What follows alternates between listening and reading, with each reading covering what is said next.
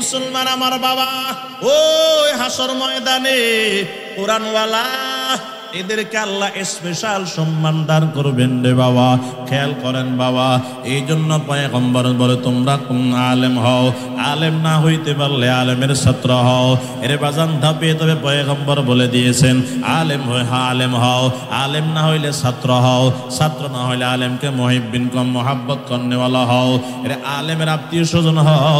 খবরদার খবরদার তোমরা আলেমের দুশ্মন হও না। খেয়াল করেন বাবা, এর মুসলমান আমার বাবা বলতে পারেন আমি তো আলেম হইতে পারি নাই, আমার সন্তানরে আলেম বানাইতে পারি নাই, আমি আলেমের সঙ্গে মহাব্বত রাখতে পারেননি।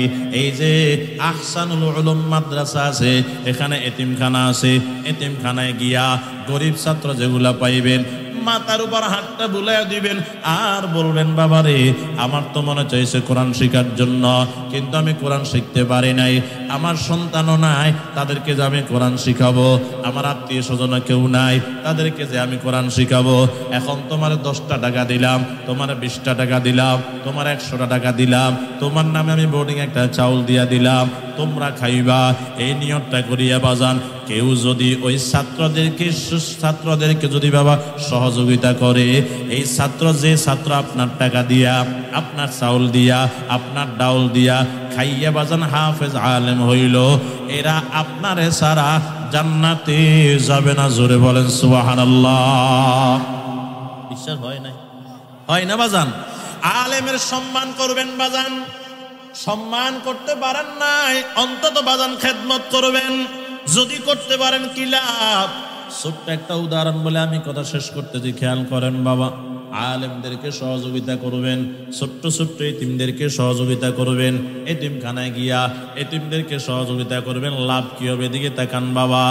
এরে বাজান, কারি তৈয়ব সাহেব রহমতুল্লাহ আলাই লেখেন, হে বাজান খেয়াল করেন, খুতবাতে হাকিমুল ইসলামের ভিতরে কারি তৈয়ব সাহেব রহমতুল্লাহ আলাই লেখেন আফগানিস্তানের একজন বাদশার নাম ছিলেন সুলতান মাহমুদ গজনবী। খেয়াল করেন বাবা, এই সুলতান মাহমুদ গজনবী অনেক বড় বাদশা ছিলেন এবং অনেক বড় আল্লাহওয়ালা ছিলেন।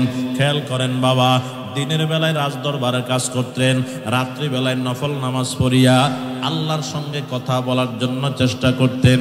একদিনের ঘটনা, এ সুলতান মাহমুদ রাত্রিবেলায় নিজের বাড়ির দিকে রওনা হয়ে গেল সালিশ বিচার সারাইয়া।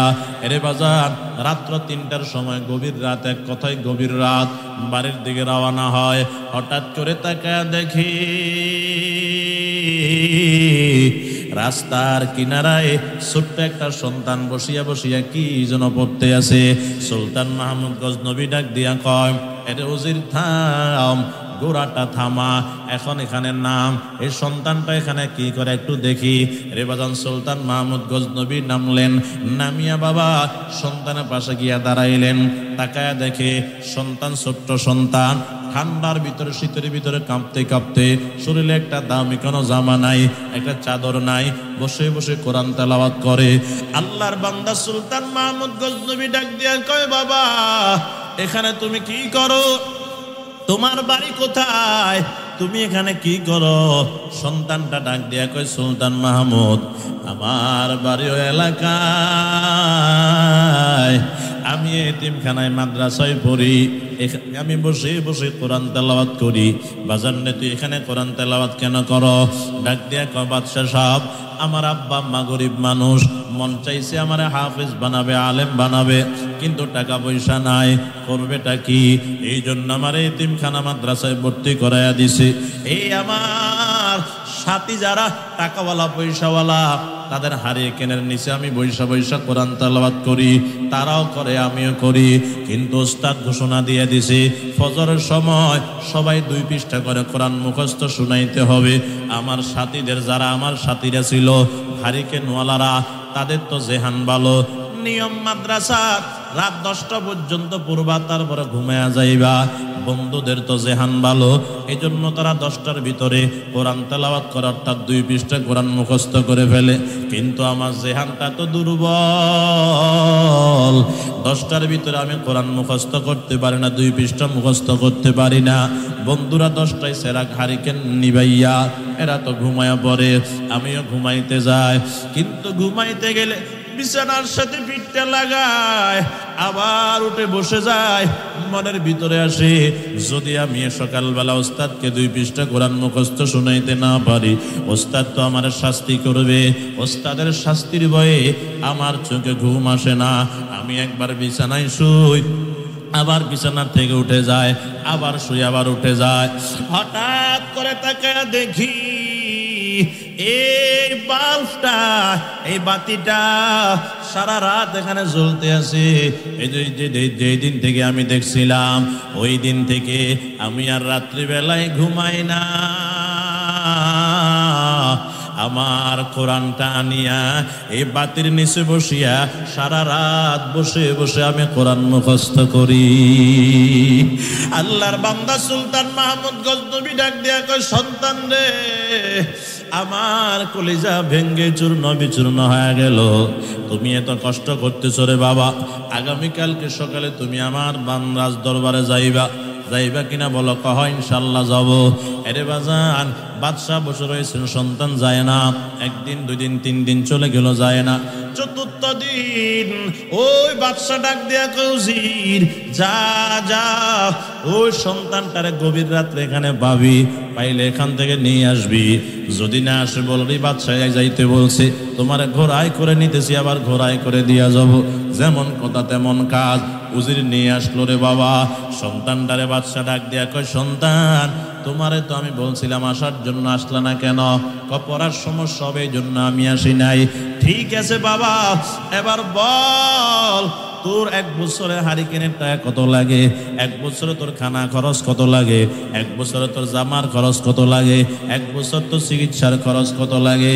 সবগুলা সন্তান বাজান হিসাব দিয়া দিলেন। বাদশা হিসাব করিয়া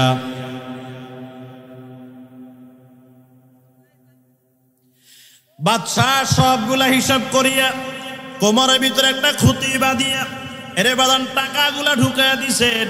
ঢুকাইয়া কয়, সন্তান যাও বাজান, তুমি যাও, তোমার কাছে আমি কিছু চাই না, একটা জিনিস চাই। কি চান গো বাবা? একটু দোয়া করবা। আমি জীবনে 2টা আশা নিয়ে বসে আছি, আল্লাহ যেন আমার আশাগুলা পূরণ করে দেয়, তুমি একটু দোয়া করবা, আর কিছু চাই না। সুলতান মাহমুদ গজনবী সন্তানটারে পাঠাইয়া দিলেন বাজান। পাঠাইয়া দিয়া আগের মতো আবার নফল নামাজ পড়া শুরু করে দিল। সুলতান মাহমুদের মনের আশা কয়টা? 2টারে বাবা। 1 নাম্বার আশা, আল্লাহ জীবনে একবার হলেও তোমার নবীর স্বপ্ন যোগে দেখাইও। 2 নাম্বার আশা, ও আল্লাহ এই দুনিয়াতে উত্তম ব্যক্তি কারা, তাদের পরিচয়টা আমার সামনে তুলে ধরিও। এই 2টা আশায় বাজান কত আল্লাহর কাছে কান্না করে, পূরণ হয় না। কত নফল নামাজ পড়ে বাজান, আশা পূরণ হয় না। আজকে যখন এই সন্তানটারে বাজান 1 বছরে খরচাদি দিয়ে যখন পাঠায়া দিল, এই সন্তান চলিয়ে গেল।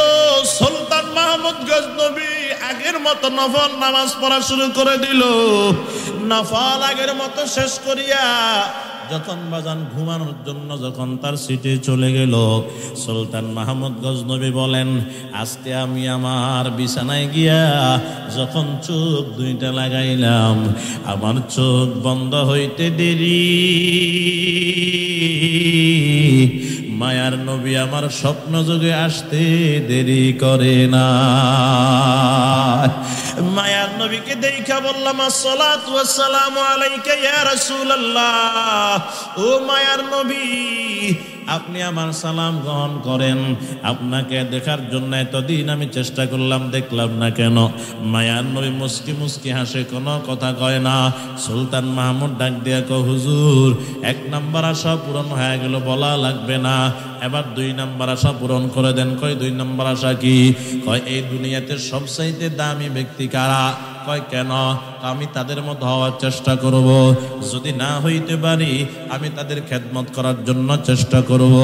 সুলতান মাহমুদ গজনবীকে মায়ার নবী ডাক দিয়া কয়, ও সুলতান মাহমুদ, আমি তো তোমারে অনেক বিচক্ষণ মনে করছিলাম, এখন তো দেখি তোমার দিলের চক্ষু এখনো খোলে নাই রে।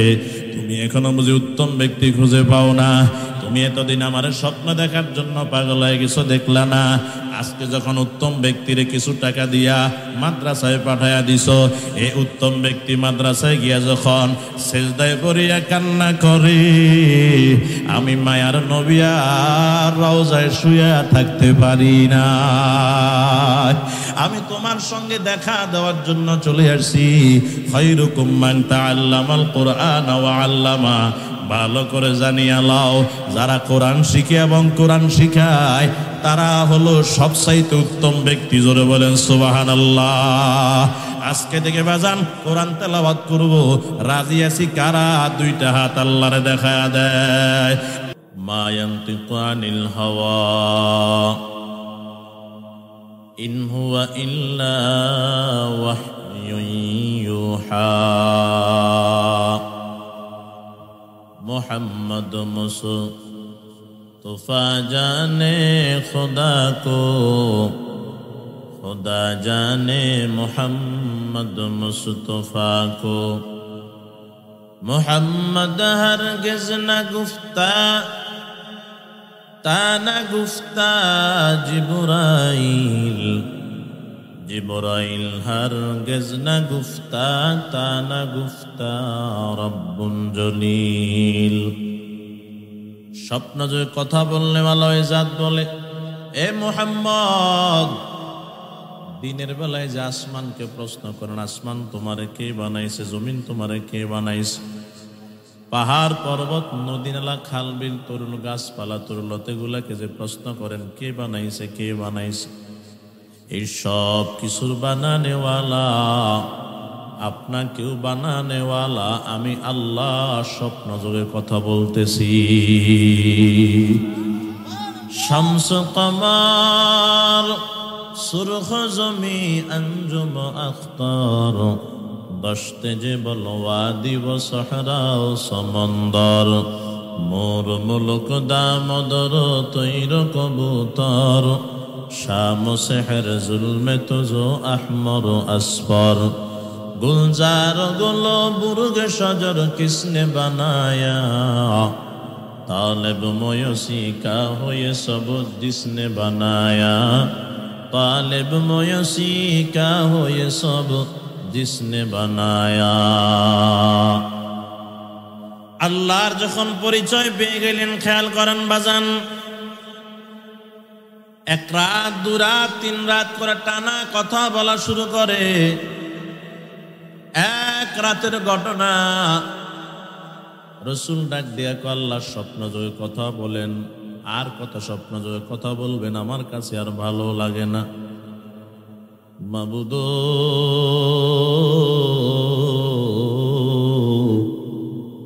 আমার মনটা চায় একটু আপনার সাথে সরাসরি কথা বলতাম। সুবহানাল্লাহ বলেন না, সরাসরি কথা বলতে মন চায়। আল্লাহ ডাক দিয়া কয়, বন্ধু সরাসরি কথা বলতে মন চাই, কোনো অসুবিধা নাই। সকালবেলা খাদিজাতুল কুবরার থেকে বিদায় নিয়ে জাবালে নূরে চলে যান। সেখানে গিয়া ধ্যান করেন, খেয়াল করেন, মুরাকাবা মুশাহাদা করেন, সাধনা করা শুরু করে দেন। যখন কথা বলার সময় হয়ে যাবে, যখন কথা বলার সময় হয়ে যাবে, আমি আল্লাহ টাইম মতো আপনার সাথে সরাসরি কথা বলা শুরু করবো। সুবহানাল্লাহ। সকালবেলায় খাদিজাতুল কুবরা রাদিয়াল্লাহু তাআলা আনহাকে ডাক দিয়া কয়, খাদিজা আমার বিদায় দাও, আমি আমার মালিকের সঙ্গে কথা বলার জন্য যাব, বিদায় দাও। খাদিজাতুল কুবরা বিদায় দিলেন। বাজানরে জাবালে নূরের উপরে চূড়ায় উঠা ধ্যান খেয়াল মুরাকাবা মুশাহাদা করে। একদিন দুদিন তিন দিন নয়, টানা 40টা দিন ধ্যান খেয়াল মুরাকাবা মুশাহাদা করে। 40 দিনের মাথায় আল্লাহ পাক রব্বুল আলামিন ডাক দিয়া কয়, জিবরাইল যাও, আমার বন্ধু আমার সঙ্গে কথা বলার জন্য আজকে 40টা দিন এখানে বসে আছে, আর বন্ধুরে কষ্ট দিও না, যাও যাও, যে কথা বলার জন্য অপেক্ষা আছে আমি আল্লাহর আসল কথা, হাকিকি কথা, আমি আল্লাহর কালাম কোরআনুল কারীমের সূরা ইকরার প্রথম 5টা আয়াত নাজিল করে দাও। জোরে কোন সুবহানাল্লাহ। আল্লাহর পয়গম্বরের কাছে জিবরাইল চলে আসলেন, আয়েশা কয় ইকরা, আপনি পড়েন। পয়গম্বর বলে মা নবী করিন, আমি পড়তে জানি না। আবার জিবরাইল বলে ইকরা, আপনি পড়েন। পয়গম্বর বলে মা নবী করিন, আমি পড়তে জানি না। আবার কয় ইকরা, আপনি পড়েন। পয়গম্বর বলে মা নবী করিন, আমি পড়তে জানি না। এ বাজান চতুর্থবার জিবরাইল পয়গম্বরকে বুকের সাথে লাগাইয়া একটা চাপ দিলেন। চাপ দিয়া কয় ইকরা বিসমি রাব্বিক, আপনি আপনার রবের নামে পড়া শুরু করেন। যখন রবের নামটা শুনেছে আর দেরি করে নাই, পড়া শুরু করে দিলেন। ইকরা বিসমি রাব্বিকাল্লাযী খালাক, খালাকাল ইনসানা মিন আলাক, ইকরা ওয়া রাব্বুকাল আকরাম, আল্লাযী আল্লামা বিল কলম, আল্লামাল ইনসানা মা লাম ইয়ালাম। এই সর্বপ্রথম কোরআনুল কারীমের 5টা আয়াত নাজিল হয়ে গেল। জোরে কোন সুবহানাল্লাহ। এই বাজান কোরআন নাজিল কেমনে হয় খেয়াল করেন। এইভাবে শুরু হয়ে গেল। জিবরাইল যে একটা চাপ দিলেন বুকের ভিতরে নিয়ে, পয়গম্বরের শরীর মুবারকে জ্বর এসে গেছে, ভয়ে জ্বর। শরীরটা আবার থরথর করে কাঁপা শুরু করে দিল। পয়গম্বর কম্পন অবস্থায় শরীর নিয়ে খাদিজার দরবারে হাজির। ডাক দিয়া কয় খাদিজা শুনো, আজকে আমার উপর এমন এমন এমন হালত হয়েছে, মনে হয় আমার উপর কোনো বিপদ আসবে। বাজান রে খাদিজাতুল কুবরা কয় ও প্রাণের স্বামী আমার, আপনার উপর তো বিপদ আসতে পারে না, আপনি তো কারো ক্ষতি করেন না, আত্মীয় স্বজনের সম্পর্ক বিচ্ছিন্ন করেন না, আপনার উপর বিপদ কেন আসবে? চলেন চলেন আপনাকে পরীক্ষা করার জন্য নিয়ে যায় ওয়ারাকা ইবনে নওফলের কাছে। সে তো তাওরাত ইনজিল সম্পর্কে জ্ঞান রাখেন, সে বলবে আপনার সমস্যা কি। আল্লাহর পয়গম্বরকে খাদিজাতুল কুবরা নিয়ে গেলেন। বাজান খেয়াল করেন, নিয়ে গেলেন নওফলের কাছে, ওয়ারাকা ইবনে নওফলের কাছে। ডাক দেয়া খাওয়ার গো, আমার স্বামী এমন এমন কেন করে, একটু তুমি কিতাবটা খুলিয়া দেখো। ওয়ারাকা বলে সামনে বসো। সামনে বসাইলেন। ওয়ারাকা একবার কিতাব পৃষ্ঠার দিকে তাকায়, আর একবার পয়গম্বরের চেহারার দিকে তাকায়, আবার পৃষ্ঠা উল্টায় তাকায়, আবার পয়গম্বরের চেহারার দিকে তাকায়, আবার কিতাবের পৃষ্ঠা উল্টাইয়া কিতাবের দিকে তাকায়, আবার পয়গম্বরের চেহারার দিকে তাকায়। এক ফলকে পয়গম্বরের চেহারার দিকে তাকায় রইলেন। বলে ও খাদিজা, চিন্তার কোনো কারণ নাই, তোমার স্বামী মুহাম্মদের উপর কোনো বিপদ আপদ আসে নাই। আমি কিতাব দেখেছি, এই কিতাবের বর্ণনা অনুযায়ী দেখতেছি তোমার স্বামীকে আল্লাহ তাআলা আখিরি জামানার নবী বানায়া দিয়েছেন। জোরে কোন সুবহানাল্লাহ। রাতের আধার কেটে কেটে আকাশে চাঁদ উঠলো, সারা জাহানের দিক বিদিকে, সারা জাহানের দিক বিদিকে আলোর ধারা উঠলো। তলাল বাদরু আলাইনা মিন সানিয়াতিল ওয়াদা ওয়াজাবা শুকরু আলাইনা মাদা লিল্লাহি দা। মানবতার বন্ধু তুমি, ওগো রহমাতুল লিল আলামিন। তাই তো শুকর আদায় করে, তাই তো শুকর আদায় করে কুল মাখলুকাত নিশিদিন। তলাল বাদরু আলাইনা মিন সানিয়াতিল ওয়াদা ওয়াজাবা শুকরু আলাইনা মাদাআ লিল্লাহি দা। ভালো লাগলে জবান খুলে বলেন মারহাবা। ও মুসলমান আমার বাবা, খেয়াল করেন, পয়গম্বরকে খাদিজাতুল কুবরা ওয়ারাকা ইবনে নওফলের কাছ থেকে নিয়ে আসলেন বাড়িতে। পয়গম্বর ডাক দিয়ে কয়, খাদিজা জাম্মিলুনি জাম্মিলুনি, ও খাদিজা আমারে জড়ায়া ধরো, আমার কাছে ঠান্ডা লাগে, আমারে জড়ায়া ধরো। খাদিজা জড়ায়া ধরলেন, বলে এমনি নয়, কম্বল দিয়া জড়ায়া ধরো। পয়গম্বরের শরীর মুবারক জ্বর জ্বরে থরথর করে কাঁপতেছেন, কম্বল দিয়া জড়ায়া ধরলেন। খাদিজাতুল কুবরা রাদিয়াল্লাহু তাআলা আনহা বলেন, আমি কম্বলের সাথে কানটা লাগায়া শুনতেছি আমার স্বামী গুনগুন গুনগুন করে কান্না করতে আছে। আমি বললাম, প্রাণের স্বামী কান্না কেন করেন? কান্না করার দরকার নাই। বুঝতে পেরেছি আপনার টাকা নাই, পয়সা নাই, মাও নাই, বাবাও নাই, দাদাও নাই, আপনার ক্ষমতাও নাই, টাকাও নাই, পয়সা নাই, মানুষ আপনার কথা মানবে না কালিমার দাওয়াত দিতে গেলে। ও প্রাণের স্বামী, আর কান্না করা লাগবে না। আমি খাদিজাকে তো আল্লাহ সম্পত্তি কম দান করেন নাই, ধন সম্পদ। আল্লাহ আমাকে যত সম্পদ দান করেছি আপনার দ্বীনের দাওয়াতের জন্য, আজকে থেকে আমি আমার সব সম্পত্তি আপনার নামে লিখিয়ে দিলাম। জোরে কোন সুবহানাল্লাহ। খাদিজাতুল কুবরা বলেন, না না, এখনো কান্না বন্ধ হয় না, কান্না লাগে শুনি গুনগুন করে কান্না করে। আমি জিজ্ঞাসা করলাম, কেন কান্না করেন? কোনো জবাব দেয় নাই, শুধু কান্না করে। খাদিজা ডাক দিয়ে বলে, আমি বুঝতে পেরেছি আপনি কেন কান্না করেন।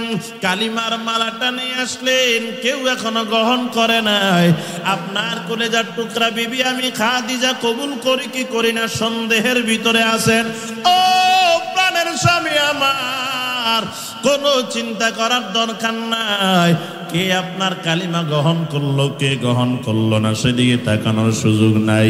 সর্বপ্রথম আপনি আমাকে আপনার কালিমার মালা আমার গলায় পরাইয়া, আপনার হাতে হাত রাখিয়া আমার মুসলমান বানায়া দেন। চিৎকার দিয়া বলি সুবহানাল্লাহ। এ মুসলমান আমার বাবা, খেয়াল করেন, মায়ার নবী এবার দ্বীনের দাওয়াত দেওয়ার জন্য রওনা হয়ে গেছেন। আল্লাহর পয়গম্বরের উপর কোরআন কেমনে নাজিল হইল এটা বলতেছিলাম বাবা। পয়গম্বর কোরআনের দাওয়াত দেওয়া শুরু করলেন। একটা কথা মুখস্থ রাখবেন, কাফের বেঈমানেরা 40 বছর আগে নবীজির, 40 বছর আগে নবীজির হায়াতের 40 বছর আগে, অর্থাৎ নবুয়তি প্রাপ্তি হওয়ার আগে সবাই পয়গম্বরকে বলতো, ও মুহাম্মদ, তোমার মতো ভালো লোক আর কেউ নাই, তুমি আল আমিন, তুমি বিশ্বাসী। যার কারণে নিজেদের স্বর্ণ গয়নাগুলা নিয়ে মুহাম্মদের কাছে জমা রাখতো। ধরো বাবা, তোমার মতো বিশ্বাসী কেউ নাই, তুমি আমাদের স্বর্ণ গয়নাগুলা জমা রাখো, আমাদের টাকা পয়সাগুলা জমা রাখো। মুহাম্মদের মতো এমন ভালো মানুষ আর দুনিয়াতে হতে পারে না, তারাই সনদ দিল। খেয়াল করেন বাবা, কিন্তু যখন কালিমার মালাটা নিয়া এবার যখন কালিমার দাওয়াত দেওয়া শুরু করলো, এবার যেই জবান দিয়া আমার আপনার মায়ার নবীকে আল আমিন উপাধি দিয়েছে, ওই কাফের বেঈমান ওই জবানটা দিয়েই এখন কালিমার দাওয়াত দেওয়ার কারণে আমার নবীকে বলে পাগল, মিথ্যুক, জাদুকর। জোরে কন্যা নাউজুবিল্লাহ। জবানটা খুলে বলেন না আমার নবী কি পাগল? জোরে কন। মায়ার নবী কি মিথ্যুক? মায়ার নবী কি জাদুকর? নবীর মতো উত্তম চরিত্রওয়ালা দুনিয়াতে কেউ ছিল? কন্যা এখন আছে, ভবিষ্যতে কেউ আসবে। আমার আল্লাহ পাক বলেন, ওয়ামা আরসালনাকা ইল্লা রাহমাতাল লিল আলামিন।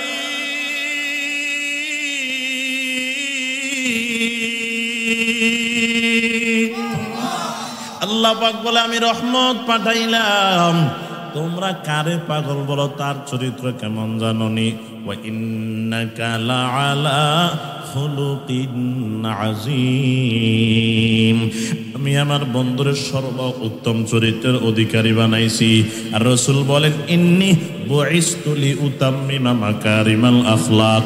এই দুনিয়াতে উত্তম চরিত্র কি হইতে পারে? উত্তম চরিত্রের সমাপ্তি ঘটানোর জন্য আমি দুনিয়াতে আসছি। জোরে বলেন সুবহানাল্লাহ। এমন নবীকে কি বলে দিল পাগল? এই মুসলমান আমার বাবা খেয়াল করেন, দুনিয়াতে যদি আমাদের দেশে মনে করেন না, আমাদের দেশে এখন আমি যদি আপনাদেরকে বলি বাজানেরা, এই প্যান্ডেলের এই রাস্তা দিয়া পিছনের দিকে যাইতে স্টেজের পিছনের দিকে আপনারা আজকে তাকাবেন না। যদি বলি তাকাবে কম না বেশি? কথা কয় না, কম তাকাবে না বেশি তাকাবে? আর নিষেধ করলো কা? যেন মনে হয় কিছু আছে, না হয় নিষেধ করলো কা? ওই মক্কার কাফের বেঈমানেরা দারুন নদওয়া, আমাদের বাংলাদেশে একটা সংসদ ভবন আছে না? তাদেরও একটা সংসদ ভবন আছে, ছিল, সেটার নাম ছিল দারুন নদওয়া। মোহাম্মদের কাছে কেউ যায়ও না। মানুষ কয় মোহাম্মদ এত ভালো মানুষ, কেমনে মোহাম্মদ পাগল? এগুলো একটু দেখে আসি, নাউজুবিল্লাহ পড়েন। এখন গেছে দেখার জন্য। এই মুসলমান আমার বাবা খেয়াল করেন, মানুষ পয়গম্বরকে নাউজুবিল্লাহ পাগল মনে করে দেখতে যায়। সেখানে গিয়া যখন পয়গম্বরের জবান মোবারক থেকে কোরআন তেলাওয়াত শুনে, কোরআন তেলাওয়াত শুনে আর মানুষ দলে দলে মুসলমান হইয়া বাড়িতে চলে যায়। কাফেরদের মাথা তো নষ্ট হয়ে গেছে। আইরে মুহাম্মদের কাছে যাইতে নিষেধ করছে, এখন তো দেখি তার দলে সবাই ঢুকে যাইতে আছে। এবার সংসদ ভবনে বৈশা, খেয়াল করেন বাবা, সংসদ ভবনে বৈশা আইন জারি করলো, যারা মুহাম্মদের কাছে যাইবা তাদেরকে আজকে থেকে শাস্তি কঠোর করা হবে। জনগণকে যখন ভয় লাগায় দিল, জনগণ তার যায় না রে বাবা। রাত্রিবেলা যখন হয়, আবু জাহেল কয় কেউ তো আজকে মুহাম্মদের কাছে যাইবে না, আমি একটু যাই। উতবা কয় কেউ তো যাবে না, আমি একটু যাই। সাইবা কয় কেউ তো যাবে না, আজকে আমি একটু যাই। এর বাজান চার নেতা চারদিকে থেকে রওনা হয়ে গেল। সারা রাত পয়গম্বরের বাড়ির চারোপাশে, খেয়াল করেন বাবা, চারোপাশে গিয়া হাজির হয়ে গেছে, কানটা লাগাইয়া সারা রাত কোরআন তেলাওয়াত শুনলো। সকালবেলায় যখন মায়ার নবী যখন সকালবেলা দেখবে, এজন্য তারা সুবহে সাদেকের আগে রওনা হয়ে গেল। বাড়ির সামনে আইসা চারজন চারদিক থেকে আইসা একত্রিত হয়ে গেল। আবু জাহেল কই গেছিলা? তুমি কই গেছিলা বলো। আর তুমি কই গেছিলা বলো। আবু জাহেল কয় কাউরে বলিও না, আমি তো মুহাম্মদের বাড়িতে গেছিলাম। কয় কেন গেছিলা? কয় কোরআন শোনার জন্য। এ আবু জাহাল, দিনের বেলায় তুমি মুহাম্মদরে গালি দাও, মুহাম্মদকে খারাপ বলো, আবার মুহাম্মদের কাছে রাত্রিবেলা কেন গেলা খুলিয়া বলো। কোরআন শুনতে গেছিলাম। কেন কোরআন শুনতে গেছ? কয় আমি দিনের বেলায় মুহাম্মদরে যত গালি দেই, কিন্তু রাত্রিবেলায় যখন তার বাড়িতে যায়, যাইয়া যখন আমি কোরআন তেলাওয়াত শুনি, তখন আমি আবু জাহেলের কলিজা ঠান্ডা হয়ে যায়। জোরে কোন সুবহানাল্লাহ। তো মুহাম্মদের কোরআন শুনলে তোমার কলিজা ঠান্ডা হয়, মুহাম্মদের মানো না কেন? বলো মুহাম্মদ সত্য কথা কয় না মিথ্যা কথা কয়? মুহাম্মদ তো সব সত্য কথা কয়, তো মানো না যায়? তো মানলে তো আমার নেতাগিরি শেষ। আমি আবু জাহেলকে তো আর কেউ নেতা মানবে না। এ মুসলমান আমার বাবা খেয়াল করেন, আল্লাহর পয়গম্বর কোরআনের দাওয়াত দেয়, কোরআনের দাওয়াত দেয়। খেয়াল করেন বাজান, শেষ পর্যন্ত পয়গম্বর কোরআন আল্লাহর সারা দুনিয়ায় পৌঁছাইছেননি। কথা কয় না দে। বন্ধ করার ক্ষমতা কারো আসেনি। এই বাতি জ্বালাইছেন কে? একটু আওয়াজ দিয়ে শুনতে চাই, এই বাতি জ্বালাইছেন কে? আল্লাহর জ্বালানো বাতি দুনিয়ার কেউ বন্ধ করার ক্ষমতা আসেনি। জোরে কোন আছে? এই মুসলমান আমার বাবা খেয়াল করেন, জিবরাইল আলাইহিস সালাতু ওয়াস সালাম কোরআনটা নাযিল করায়া দিলেন জাবালে নূরে। রাসূল প্রথমবার কোরআন আনার জন্য জাবালে নূরে বহু কষ্ট করে গেছে। এরপর থেকে আর রাসূল সেখানে যাওয়া লাগে না। আল্লাহ কয়, জিবরাইল আমার বন্ধু তোমার কাছে আসিয়া অর্থাৎ জাবালে নূরে আসিয়া কোরআন নিবে, দরকার নাই, আমার বন্ধুর আর কষ্ট দিবা না। এখন আমার বন্ধু যেখানে থাকবে কোরআন নাজিল হওয়ার সময় হয়ে গেলে তুমি সেখানে যাইবা। সুবহানাল্লাহ কইলো না, দেখছেন নি? আপনারা কষ্টে আছেন মনে হয়, হ্যাঁ? খেয়াল নাই কেন? খেয়াল কই? বাড়িতে কম্বল ঠান্ডা হয়ে যায়, কথা নেই। আল্লাহ খেয়াল করার তৌফিক দেন না। কইতে না যে হয়তো বলতে না যে হুজুরি গেলে প্রত্যেক বছর কিনলে আনে, হ্যাঁ কথা নেই। হ্যাঁ, আর আসুন আল্লাহ এত রাখলে সামনে ইনশাল্লাহ। আরে না, আমি আপনারা যে বাপসাপ দেখাইতেছেন, আসলে কোথায় কন্যা দিয়ে আপনারা এই লই সারি মনে মনে হুজুরি গারে এলো চারিবার আনলো, কিনলে আনে হুজুরি গারে এতবার ইলে কথা কন্যা জ্ঞান। ওরে আমি আইতাম চাই না, জোর করে আনছেন।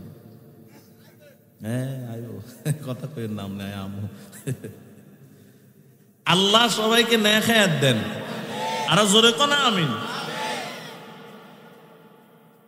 এ মুসলমান আমার বাবা খেয়াল করেন, কি বলতে চাইছিলাম, নবীজি আর জাবালে নূরে এখন যাওয়া লাগে না, জিব্রাইল আসে নবীর কাছে। সুবহানাল্লাহ বললেন না?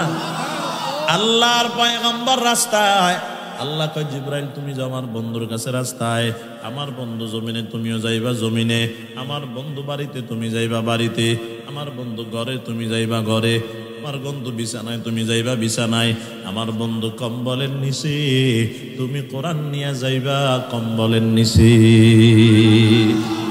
হে মুসলমান আমার বাবা, অন্যান্য নবীদের হায়াত আমার নবীর থেকে কম না বেশি? কারো বয়স 600, কারো বয়স 900 হয়েছে না?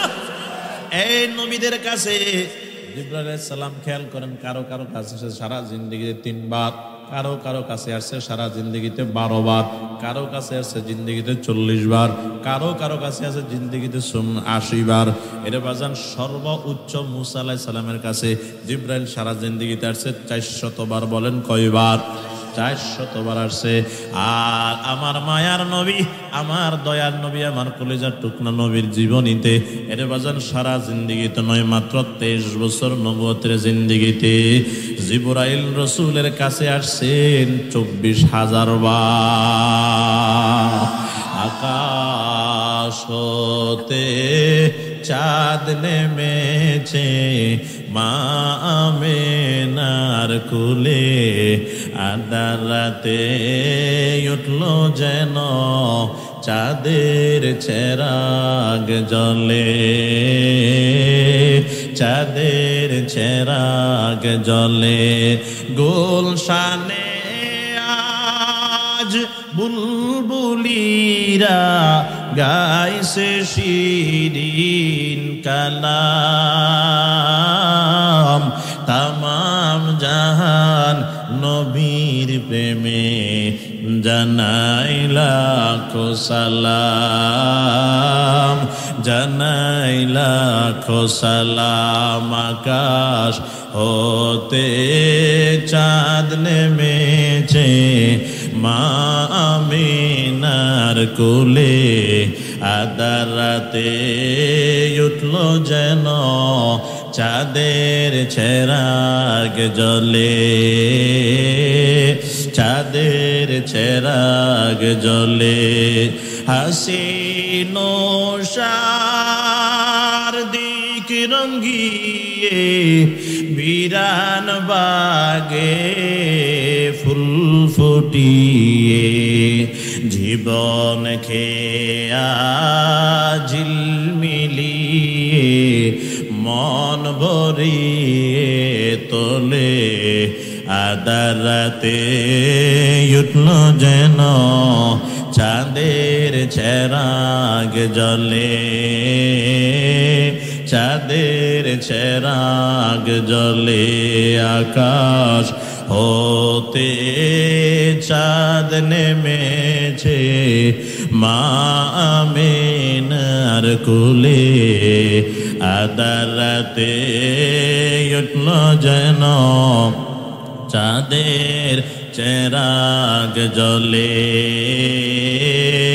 চাঁদের চেরাগ জ্বলে জোরে জোরে বলেন মারহাবা। ও মুসলমান আমার বাবা, ও পয়গম্বর উম্মতের দল, কোরআন নাজিল হয়ে গেল। এবার সংক্ষেপে বলবো বাজান, কোরআন তেলাওয়াত করলে কি লাভ হবে? আল্লাহর পয়গম্বর বলেন, মান ক্বারা হারফাম মিন কিতাবিল্লাহি ফালাহু হাসানা। কোন বান্দা যদি কোরআনের একটা হরফ তেলাওয়াত করে, আল্লাহ তার সাথে সাথে একটা নেকি দান করে দেন। ওয়াল হাসানাতু বিআশরি আমসালিহা। আর এক নেকির পরিবর্তে আল্লাহ বান্দাকে কমপক্ষে 10 নেকি দান করেন। জোরে কোন সুবহানাল্লাহ।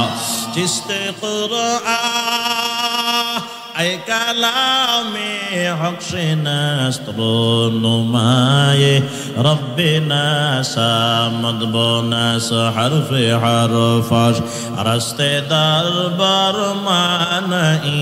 মানাইদার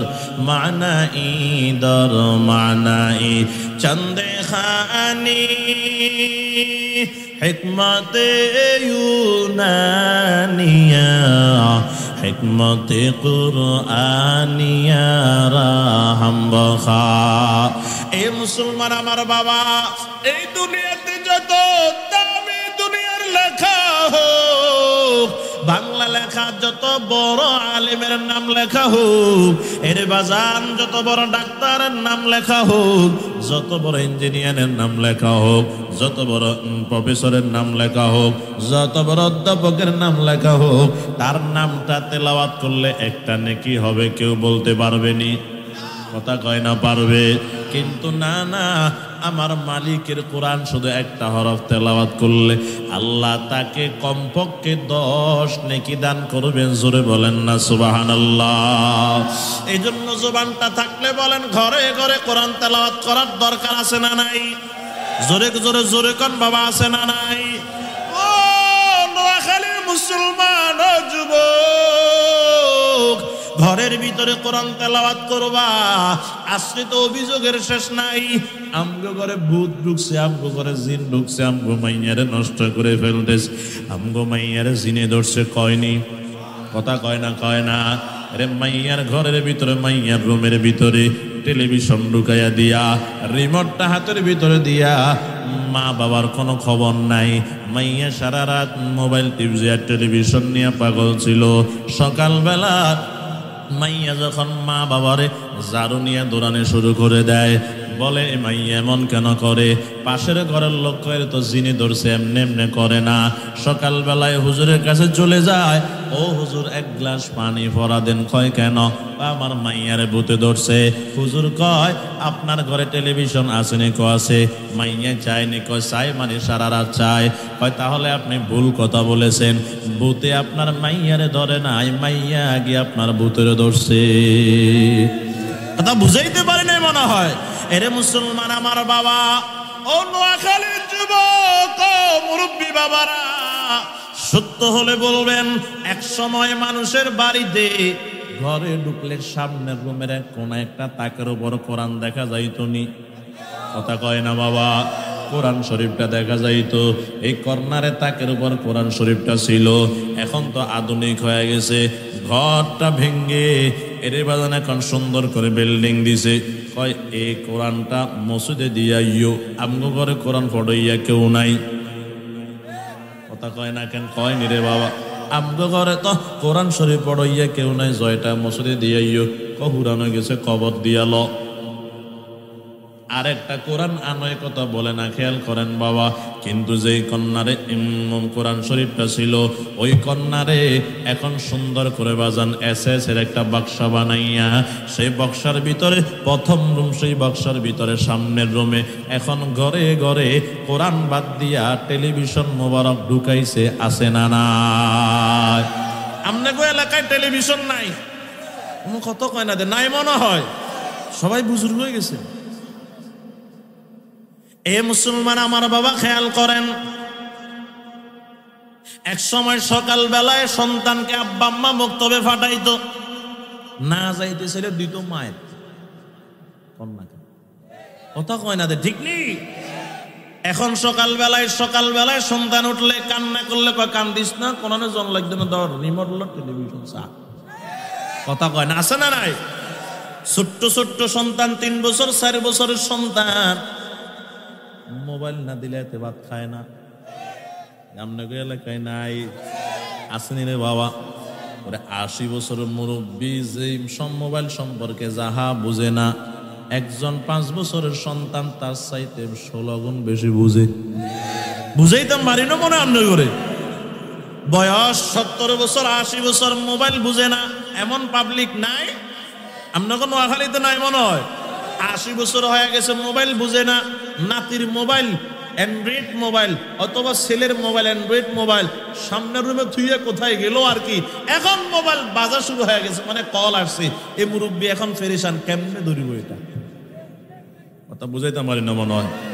এরে মুসলমান আমার বাবা খেয়াল করেন, মায়ের কাছে ফোন দে, মা আব্বা কই? বিদেশ তো না। ছেলে ফোন দে আব্বাকে, আব্বা তোর আব্বা তো মসজিদে, আব্বা এলে একটু কথা কয়ে দিয়েন। বিয়ালে আবার ফোন দে, আম্মা আব্বার তো দিলেন না, আব্বাকে কয় দোয়ানে গেছে, আবার কথা বলতে পারে নাই। সকালে ফোন দিলে আব্বারে পাই না, 11টায় ফোন দিলে কয় খেতে গেছে, আর 2টায় ফোন দিলে কয় মসজিদে গেছে, আসরের পরে ফোন দিলে কয় বাজারে গেছে। আব্বার জন্য একটা বাটন মোবাইল ফাটাইতেছি, আব্বার বয়স হলো 70-75 বছর, টাচ মোবাইল তো আব্বা বুঝবে না, একটা বাটন মোবাইল দিতেছি। ও আম্মা, আব্বার বলিয়েন এই বাটন মোবাইল দিয়ে আমাদের সঙ্গে কথা বলার জন্য মোবাইলটা দিয়ে দিছে। খেয়াল করেন বাবা, এবার সন্তান ফোন দেয় আব্বারে, কথা কয় না আব্বাই, বুঝিয়েন বাবা। মারে ফোন দিয়া কয় আব্বারে নাম মোবাইল দিলাম, আব্বা কথা কয় না। কে কয় আসুক না আজকে জিগাম, কিনলে মোবাইল ধরে না, কথা কয় না। এরে বাজান বিয়ে লাগছে, আপনি মোবাইল ধরেন না কেন? হলো বলে ফোন দে, তোর হলোরা ফোন দে, আমি তো মোবাইল ধরে গুলো কথা কয় না। এরে মুসলমান আমার বাবা কয় ধরেন আপনি ছেলের সাথে কথা বলেন, আব্বা আপনারে মোবাইল দিলাম, কল ধরেন না কা? কয় বেড়া এতবার হ্যালো হ্যালো বললাম, তুই কথা কস না কেন? আপনি মোবাইল রিসিভ করছেন নিকা? করছি। লালটা দিয়ে না নীলটা দিয়ে? কয় লালটা দিয়ে। আছে না নাই? এগুলা মোবাইল বুঝে না, এমবি কি বুঝে না, মেমোরি কি বুঝে না, কথা কন্যা ঠিক নেই। না বুঝাতে আমগোল্লাই সহজ হইছে। এরাও যদি মোবাইলের গুনার ভিতরে লিপ্ত হয়ে যাইতো, 16 আনা সবাই যদি মোবাইল নিয়ে ব্যস্ত হয়ে যাইতো, আমার মনে হয় আল্লাহর গজব আরো আগে চলে আসতো, কথা ঠিক কিনা? এরা বুঝে না আমগোল্লার সুবিধা, এরা মোবাইল বুঝে না, এরা তো মোবাইল চালাইতে জানে না। ও বাজান, আজকে যদি 30 বছর 32, 33, 35 বছরের এই সন্তান 5 জন যদি একসাথে হয় এক জায়গায়, সাইলেন্ট। একসময় তো 5 গে একসাথে বলে কত গপ মারতে, এখন আর গপ নাই, সবাই সবার সামনে এটা নিয়ে বসে দিচ্ছে। কথা কয় না, কথা কন না কান, হাসা কই না মিশা কই? সবাই এখন এমিয়া রয়েছে এমনি কাটতো ইয়ান লই, এমিয়া রয়েছে এমনি কাটতো ইয়ান লই, কে দিকে রে নিও না, ঘন্টার পর ঘন্টা আর হ্যাঁ। এ মুসলমান আমার বাবা খেয়াল করেন, তাহলে বলেন ঘরের দিকে তাকান বাবা, 20 বছর 25 বছর 30 বছর 35 40 বছরের মনে করেন 5 জন সদস্য ঘরের ভিতরে আছে। এই 5 জনের জন্য ব্যক্তিগত 5টা মোবাইল আসেনি? কথা কয় না কেন? নাই। 25 বছরের যুবকের হাতেও মোবাইল, তার বড় ভাই 30 বছর হাতে, 30 বছর তার হাতেও মোবাইল, রে বাজান 35 বছর তার হাতেও মোবাইল, 40 বছর তার হাতেও মোবাইল। মোবাইল মানে কয়টা? আমার মোবাইল ধরলে অবস্থা খারাপ হইব। কথা কন না? আমার মোবাইল ধরিস না, কেউ ধরলে অবস্থা খারাপ হবে, এটা আমার মোবাইল। এমন ভাবে মোবাইলকে আপন বানায় নিছে, 5 জনের কাছে 5টা মোবাইল, 5টা নয়, এক একজনের কাছে 2টা 3টাও আছে। আমি সর্বনিম্নটা ধরলাম, 5 জনের কাছে ঘরের ভিতরে 5টা মোবাইল আছে। বলেন তো এই 5 জনের কাছে ব্যক্তিগত 5টা কোরআন শরীফ আসেনি? বলেন মোবাইল থাকার দরকার ছিল না কোরআন থাকার দরকার ছিল? মুসলমানের সন্তানের কাছে মোবাইল না রাখিয়া কোরআন রাখার দরকার ছিল। কোরআন নাই, যার কারণে ঘরের ভিতরে লক্ষ টাকা কামাই করতেছে, কোটি টাকা কামাই করতেছে, আল্লাহর দেওয়া শান্তি নাই। কথা কোন ঠিক কিনা? এ মুসলমান আমার বাবা খেয়াল করেন, এই জন্য ঘরের ভিতরে মোবাইল আর টেলিভিশনের আওয়াজ চলবে না, কোরআন চলবে। জোরে জোরে কান কি চলবে? ও বাজার, আল্লাহর পয়গম্বর গভীর রজনী চলে গেলেন মসজিদে নববী।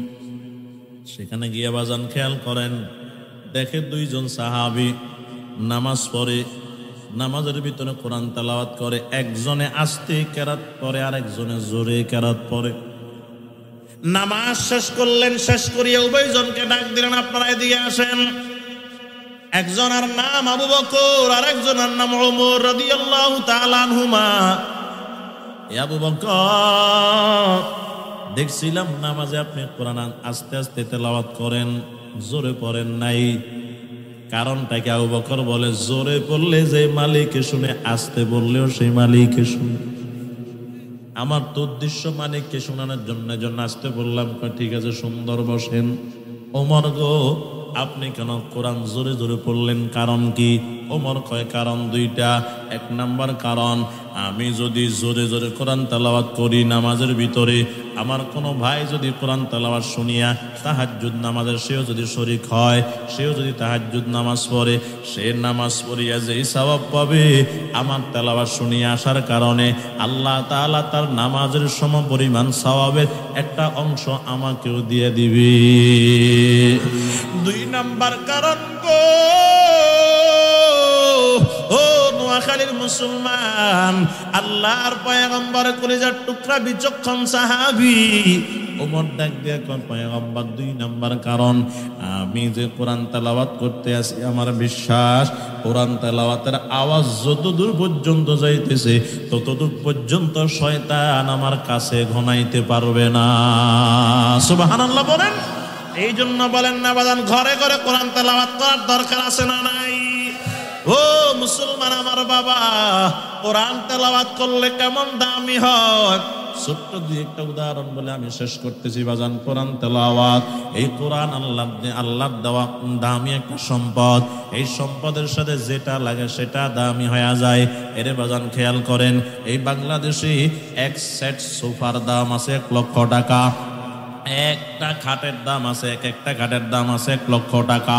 এরে বাজান 1 লক্ষ টাকার সোফা বাড়িতে নিয়ে গেল, 1 লক্ষ টাকার খাট বাড়িতে নিয়ে গেল।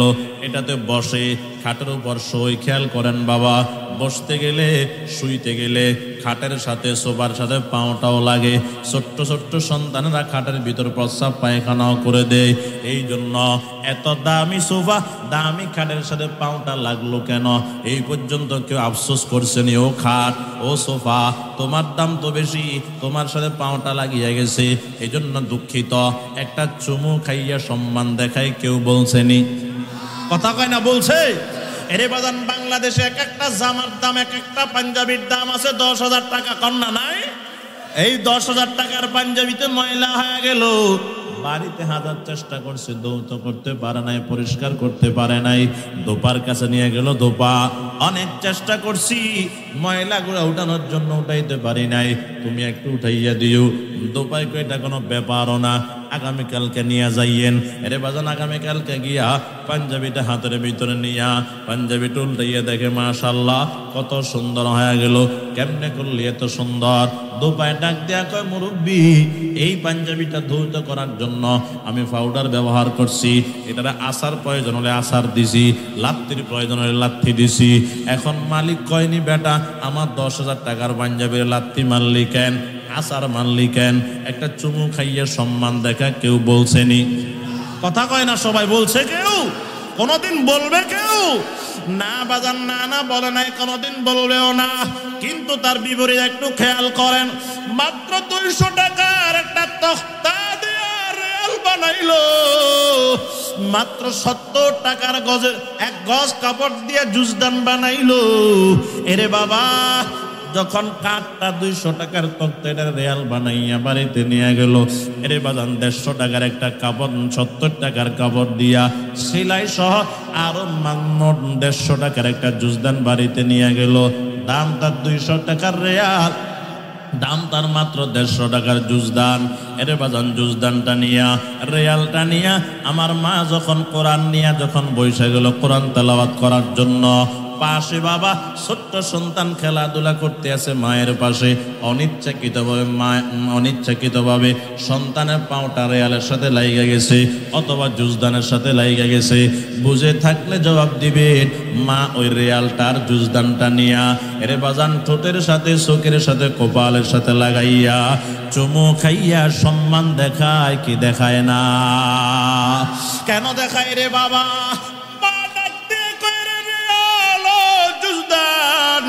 তোমার দাম যদিও 200 টাকা, কিন্তু আমরা ইমানদার মুসলমানের কাছে তোমার দাম 200 টাকা নয়, তোমার দাম আমাদের কাছে 200 কোটি টাকার চাইতেও দামি। কথা বলেন ঠিক কিনা?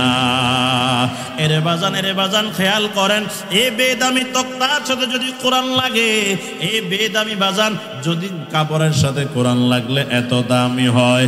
এবার বলেন না, সৃষ্টির শ্রেষ্ঠ মাখলুকাত আমরা বনি আদমেরা যদি কোরআনের সাথে লেগে যাইতে পারি, বলেন না আমাদের দাম কমবে নাকি বাড়বে? কেমন বাড়বে রে বাবা? তামাম বাংলা ঘুরে ঘুরে দেখবেন এরে বাজান একজন এমপির ছেলে ইমামতি করে খুঁজে পাইবেন না। এমপির ছেলে ইমামতি কেমনে করে? মানুষ তার সাহায্য হয়ে যাবে। এমপির ছেলে আবার ইমামতি কেমনে করে? সারা দেশে ঘুরবেন, পাইবেন না। কোন একজন এমপির ছেলে মসজিদে আজকে 10 বছর ইমামতি করে পাইবেন না রে বাবা। কিন্তু এই নোয়াখালীতে বলেন, অন্য জায়গা বাদ দেন বাবা, এই নোয়াখালীতে শত শত রিস্কাওয়ালা কৃষক বাবার আর রিস্কাওয়ালা বাবার সন্তান ইমামতি করে, বলেন না আছে না? না এই বাজান সম্মান কেমন আমি বোঝানোর জন্য বলতেছি।